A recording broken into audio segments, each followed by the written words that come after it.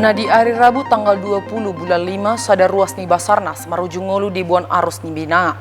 Tiki mangaluli sada panggulan namago di Binanga, Batanggadis, Kabupaten Mandailing, Natal.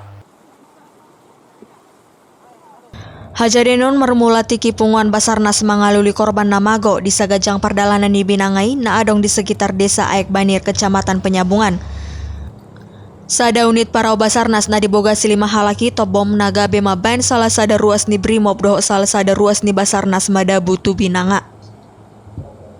Ruas ni Brimob pihase do taramoti alai ruas ni Basarnas Simoding namar goar ana salim batubara alan ni terbuan arus ni Binanga doho tarsaku dang dausian lokasi hajadiani. Melakukan evakuasi penyisiran ya, terhadap hilangnya warga di dan pada saat penyisir tadi satu perahu itu bukan terbalik nabrak batu dan dua personel SAR itu jatuh ke sungai.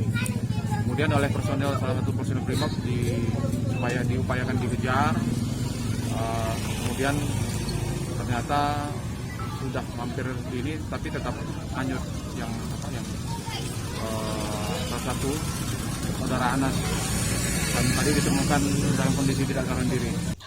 Ada orang sonai tim gabungan pada laton mangalului itu sada panggula na iduga terbuan ni arus Binanga Batanggadis sian hari Senin asalpu.